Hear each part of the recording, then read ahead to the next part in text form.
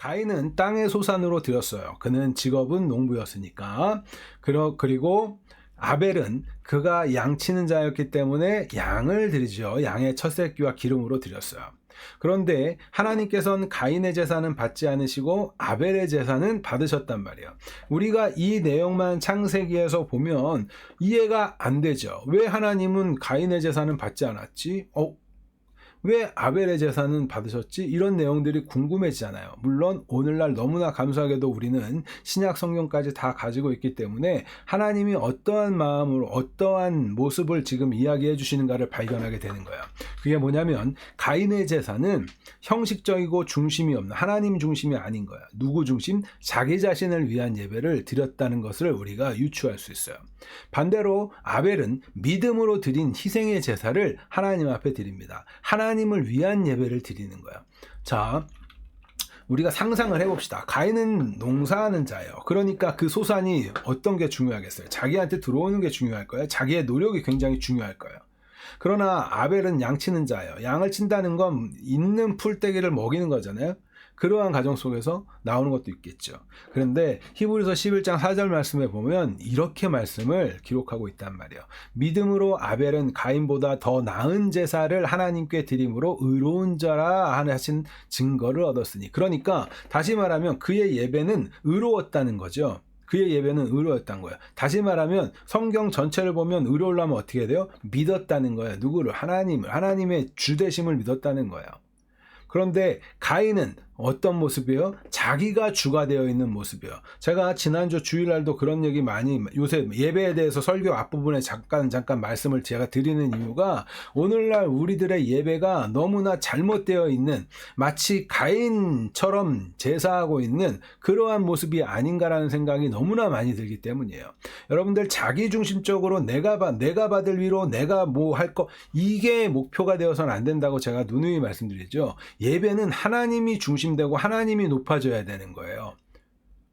그러다 보니 하나님과의 관계가 회복된 관계 속에서 그 말씀 속에서 내가 위로도 받고 은혜도 받고 하는 것이지, 그것이 1차적인 목표가 아니에요.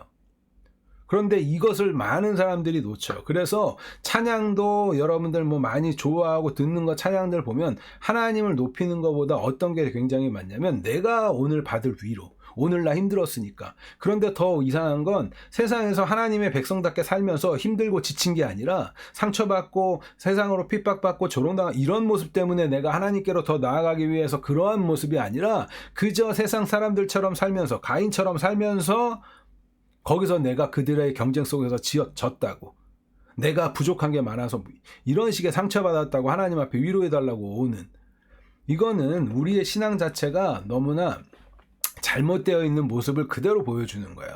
그래서 여러분들 예배가 정말 하나님이 기뻐 받으시는 예배가 되기 위해선 하나님이 중심된 예배를 드리셔야 합니다. 하나님의 말씀을 듣기 위해서 나오는 것이고, 하나님을 높이기 위해서 나오는 것이고, 하나님의 그 위대하심을 우리가 다시금 또 그 말씀대로 내가 살기를 결단하기 위해서 나오는 게 예배란 말이에요. 그러나 보세요. 가인의 제사, 형식적이고 중심이 없는 자기중심적인 예배, 오늘날 이런 예배가 우리들의 모습 속에서 있진 않은가?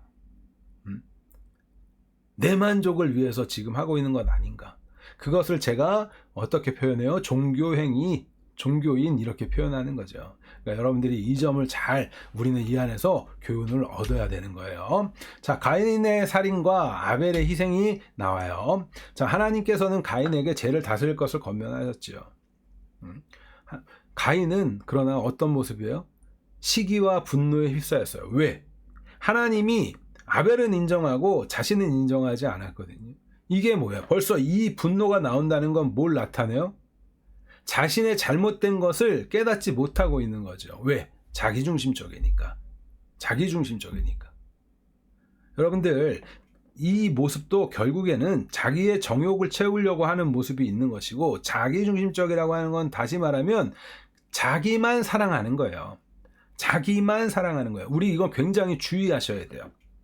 자, 자신을 사랑하는 거가 잘못이 아니에요. 우리는 이웃을 내 몸같이 사랑하라 라고 말씀하셨기 때문에 그러면 내 몸을 굉장히 사랑해야 하는 거 맞지요. 기본이란 말. 그런데 자기만 사랑하는 모습, 그것이 바로 정욕에 이끌린 삶을 살게 되는 모습인 거예요.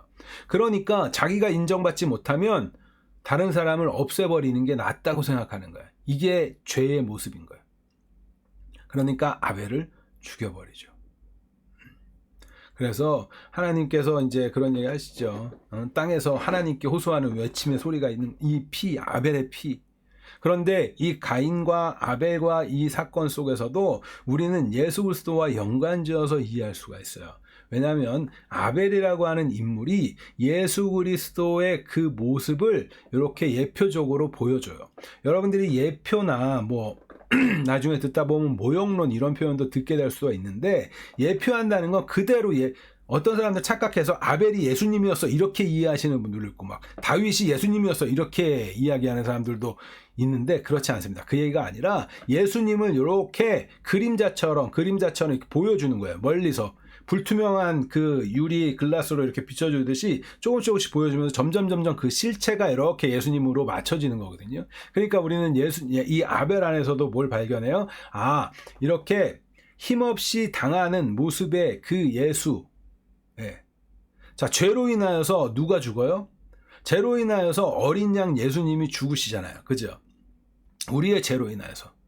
예, 가인의 죄가 아벨을 죽이는 이러한 모습들이 이렇게 이 앞부분에 이렇게 배치되어 있는 거예요.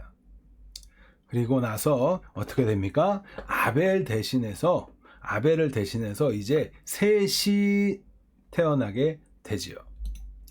자, 셋은 하나님께서 이제 가인이 아벨을 죽이고 아벨이 죽고 난 이후에 셋이 태어나게 되는 거예요. 하나님이 주신. 그래서 대신하다, 아까 이름의 뜻이 그런 게 있었죠. 대신하다. 그리고 나서 셋이 이제 셋의 아들 에노스를 낳고 나서 그때부터 사람들이 뭘 하냐면 여호와의 이름을 부르고 찬양이라는 걸 해요. 다시 말하면 이 속에서 지금 가인과 아벨과 셋, 이 과정 속에서 이제 하나님께서 신앙의 계보를 셋을 통해서 이루어 가신단 말이에요. 이래서 우리가 알 수 있는, 이 점에서 알 수 있는 게 뭐냐면, 셋은 예수 그리스도의 희생을 통해서 태어나는 이 교회를 예표하고 있구나라는 점을 우리는 발견할 수 있는 거예요. 자, 보세요. 예수님께서 이제 죄가 없으신 그분이 오셔서 죄인들로 인하여서 죄인들에게 마저 죽지요. 그죠? 죄인들에게 마저 죽어요. 십자가에 매달려서 죽게 돼요. 죄인들에게. 그리고 나서 어떻게 돼요? 예수님의 물과 피를 통해서 뭐가 생겨요? 교회가 생기죠. 그래서 이 이야기 안에서도, 창세기의 이 가인과 아벨과 셋의 이야기 안에서도 하나님의 이 구속의 계획이 이 안에 그렇게 다 담겨져 있는 거예요. 자, 우리는 여러분들 예수님을 믿는다라는 우리들은 어떤 자들이에요? 예수님의 피로 태어난 자들이에요. 우린 너무 오늘날 교회가 너무 세상이 말하는 그 힘의 논리, 그러한 것들에 빠져 있어가지고 교회의 사람들이 너무 힘이 없지만, 여러분들 그렇지 않습니다. 우리가 당당해야 할 수 있는 거는 우리는 예수 그리스도의 피를 통해서 태어난 자들이에요. 그렇게 생겨난 자들이 교회예요. 그런데 그러한 교회가 세상에서 부끄럽게 사는 이유는 뭐냐면, 세상 사람들처럼 살려고 하기 때문이에요. 세상 사람들이 갖고 있는 것들을 나도 누리고 싶고, 세상 사람들이 받고 있는 어떠함을 힘이라고 생각하는 것들을 나도 챙기고 싶고, 그러기 때문이에요. 그러나 우리는 예수 그리스도의 피로 태어났다라는 사실을 여러분들이 항상 기억하시기 바랍니다. 자, 아벨의 이름이 뭐였어요? 허무 이런 거였잖아요. 아벨은 그렇게 허무하게 죽었어요. 예수님 허무하게 죽으셨다니까요. 그 피를 통해서 태어나게 되는 게 교회란 말이에요. 그러니까 여러분들이 예수님을 주로 고백하게 되는 일이, 이 창세기 첫사람이 태어나고 그때부터 시작되었던 그 역사 속에서 그 옛날부터 준비되어 있는 일이라는 게 놀랍지 않습니까? 여러분들을 위해 준비되어 있던 이 일이라는 게. 그러니까 세상 사람들처럼 세상에 힘이 없다고 그렇게 주눅들어하지 말고 부끄러워하지 말고. 왜요? 우리는 예수의 피로 태어났다니까요. 여러분들이 부끄러워하는 삶을 살고 있다는 건 여러분들의 신앙에 지금 가치관이 문제가 있는 거예요. 그러니까 이 사실을 잘 기억하시기 바랍니다. 자, 구속사적 의미 다시 한번 점검해 볼게요. 여자의 후손에 대한 이야기가 창세기 3장 15절에 약속되어 있었어요. 그리고 그 안에서 이제 가인의 이야기와 아벨의 이야기 속에서 하나님께서 이 아벨의 제사를 그리스도의 모형처럼 이렇게 나타내 보여주셨어요. 자, 가인은 그 아벨을 죽여버려야 돼요. 사실. 왜? 하나님의 뜻에서 반하는 그 행동을 하는 거죠. 그러나 하나님은 어떻게 해요? 은혜를 베풀어서 아벨의 피를 통해서 이제 셋을 만들어 가시는 거예요. 이게 이 구속의 역사의 큰 틀입니다. 그래서 인간은 가인을 통해 구속이 이루어질 것을 기대해요. 여기서 인간은 누구야? 아담과 하와겠죠. 하와가 가인이라는 이름을 주잖아요. 내가 여호와를 낳았다. 구세주를 낳았다 이런 거예요. 쉽게 말하면. 그런데 그렇게 할 것을 기대하지만 여러분들이 아셔야 되는 거, 구속은 하나님께서 친히 행하시는 일인 거예요. 자, 아브라함이 믿음의 조상이 될 수 있었던 이유를 제가 설교 중에 설명을 했었어요. 그가 애초에 믿음이 좋아서? 아니요. 그는 자기가 그렇게 믿음이 좋아서 된 게 아니라 하나님이 그를 믿음 있게 만들어 주셨기 때문이에요. 믿음을 주시고 그를 끝끝내 인도해 가시고.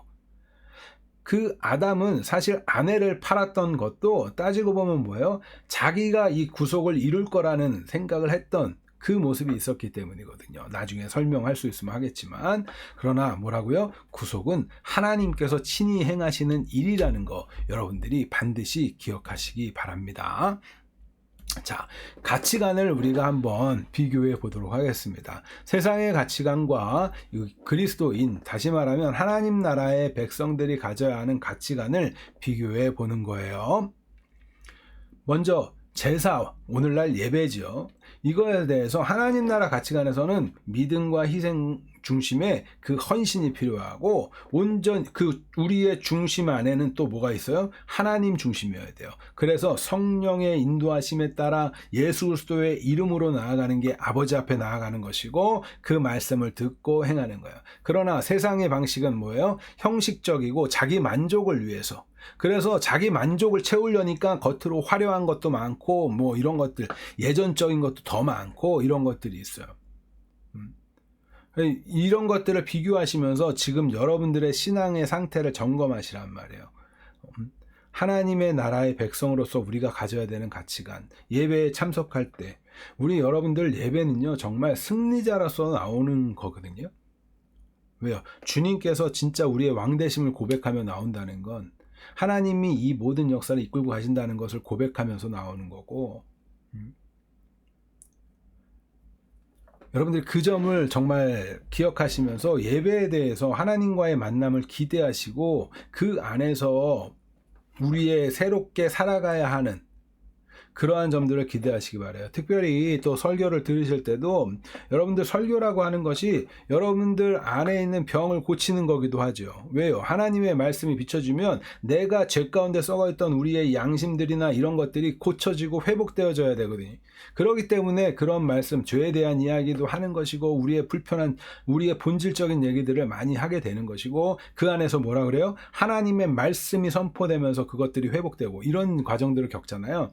그래서 여러분들 말씀을 들으실 때 우리가 지난주에 배운 것처럼 온유함으로 들으시는 거예요. 온유함으로 들으시고 내가 나를 맞춰가는 겁니다. 성경에서 말할 때 온유라고 함은 어떤 의미가 있어요? 나의 의지가 사라진 게 아니라 나는, 나의 생각은 왼쪽으로 가는 거야. 그런데 하나님의 말씀이 오른쪽으로 땡겨. 그럼 우리가 오른쪽으로 가는 겁니다. 그게 온유한 거예요. 그러니까 나를 비추면서, 하나님의 말씀에 나를 비추면서 하나님 중심으로 그렇게 자꾸 신앙생활을 해가시기 바랍니다. 우리는 그런 거 배우는 겁니다. 자, 인간관계 그리고 갈등의 문제, 하나님 나라의 관점에서는 죄를 다스리라고 말씀하시는 거예요. 그리고 회개하고 화해하라고 말씀하시는 거예요. 자, 회개하는 거는 뭡니까? 돌이키는 거예요. 다시 말하면 아까 나의 정욕은 왼쪽으로 가는 거예요. 근데 하나님의 말씀은 자꾸 오른쪽으로 오래요. 그럼 어떻게 해요? 거기서 돌이켜서 오른쪽으로 가는 거예요. 그 과정, 그것도 회개죠. 자, 화해는 뭐예요? 화해를 하려면 뭐 해야 됩니까, 여러분들? 나를 굉장히 단속해야 되고 낮춰야 돼요. 나를 낮춰야 돼요. 나를 낮춰야 화해도 할 수 있죠.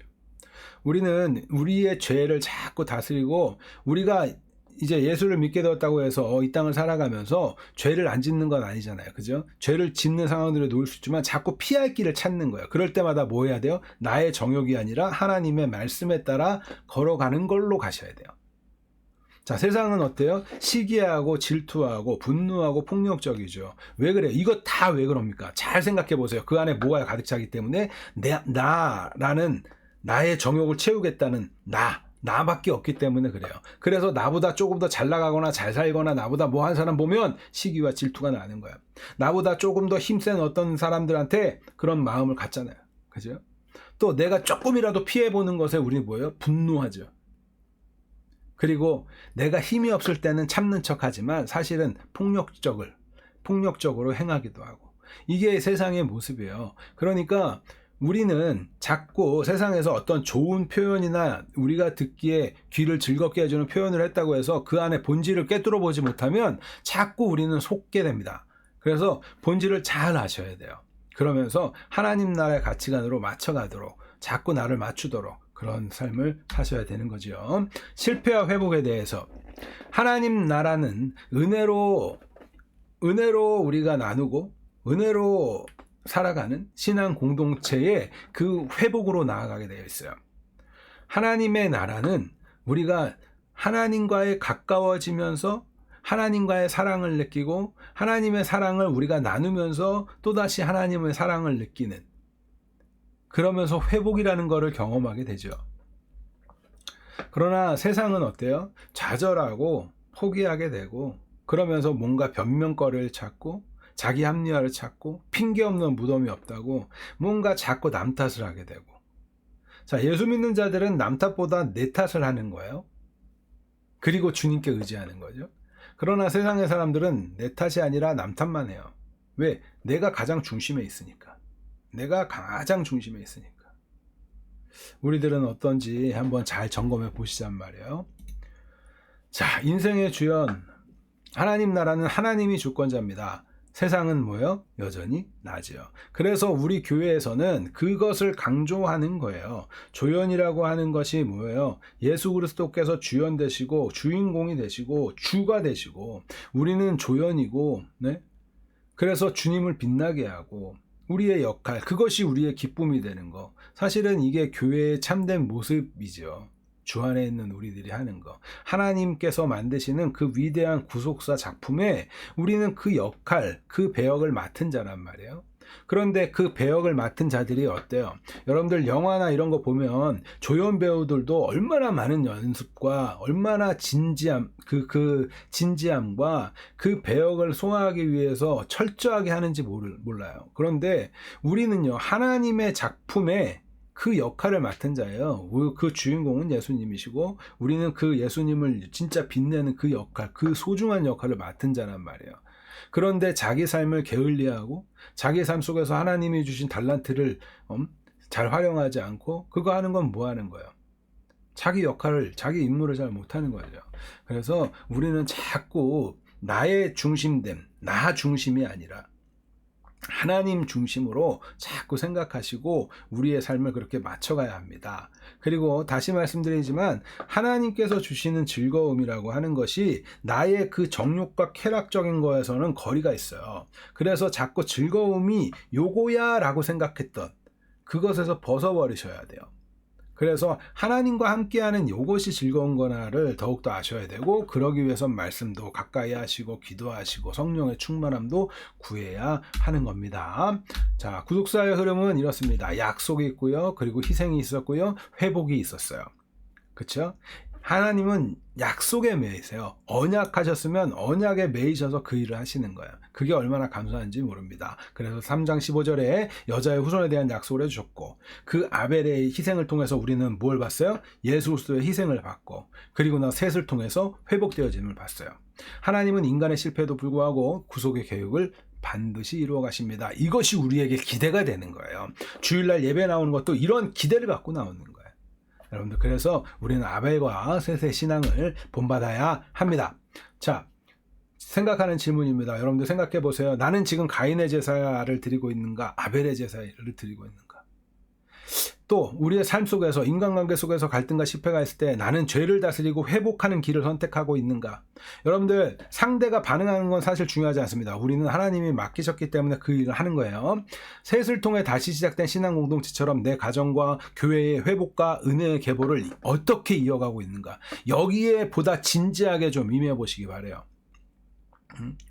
우리는 셋이라는 대신 태어난 자들이란 말이에요. 그리스도의 피로.